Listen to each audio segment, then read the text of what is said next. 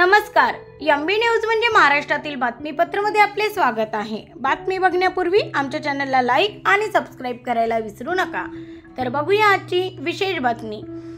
पोटापाण्यासाठीच्या थोडक्या मानधनाची महिने वाट बघणारी वृद्ध, अपंग व निराधारांनी 2 ऑक्टोबर गांधी जयंतीच्या दिवशी अहिंसक मार्गाने मोठ्या हक्काच्या लढ्याला चांदूर रेल्वे शहरात सुरुवात केली होती। शासनाकडून 7-8 महिन्यांपासून रखडलेले मानधन न मिळाल्यामुळे त्रस्त झालेले श्रावणबाळ, संजय गांधी निराधार आणि अपंग योजनेतील अनेक लाभार्थ्यांचा उद्रेक चांदूर रेल्वेत झाला असून जेल भरो आंदोलनाची घोषणा देत आम आदमी पार्टी, शिवसेना, ठाकरे गट, भारतीय कम्युनिस्ट पक्ष, जनता दल, स्वाभिमानी शेतकरी संघटना रस्त्यावर उतरल्या होत्या। मात्र आंदोलनाला सुरुवात होताच जिल्ह्यातील महसूल प्रशासन हादरले होते।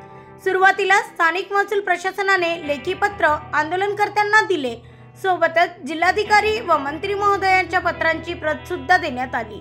तात्काळ लाभार्थ्यांच्या खात्यात मानधन जमा करण्याचे आश्वासन दिल्यामुळे सदर आंदोलनाला सुरुवात होऊन लगेच तात्पुरती स्थगिती सुद्धा देण्यात आली। दसरा हा सण असताना सुद्धा शेकडो लाभार्थी आंदोलनात सहभागी झाले होते, हे विशेष।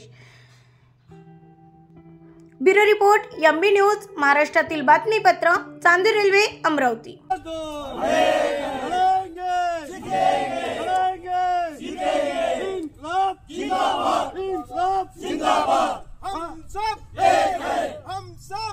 श्रावणबाळ, संजय गांधी निराधार या योजनेतील काही लाभार्थ्यांचं 7-8 महिन्यापासून जे मानधन रखडलं होतं त्याचं गेल्या आम्ही 1.5-2 महिन्यापासून सातत्याने पाठपुरावा शासनाकडे करीत आहोत आणि मागे बैठा सत्याग्रह केलं।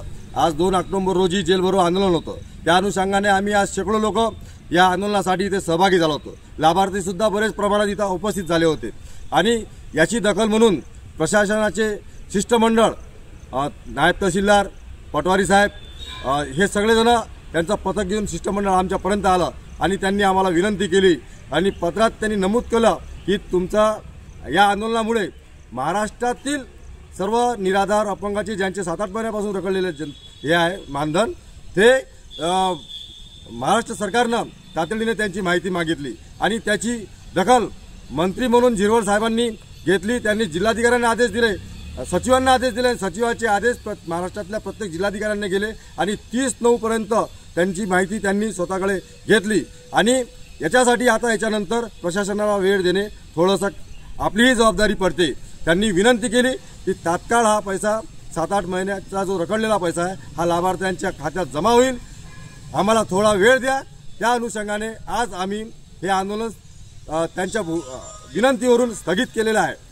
जर यापुढे शासनाने जर या पत्रात म्हटल्या बोलल्याप्रमाणे ते झालं नाही तर मात्र आमची भूमिका आणखी तीव्र होण्याची दाट शक्यता आहे। आम्ही पुन्हा तहसीलदाराच्या दालनात जे आमची भूमिका ठरेल त्याच्यानंतर आमचं तीव्र आंदोलन या संदर्भात होईल, एवढे मात्र निश्चित।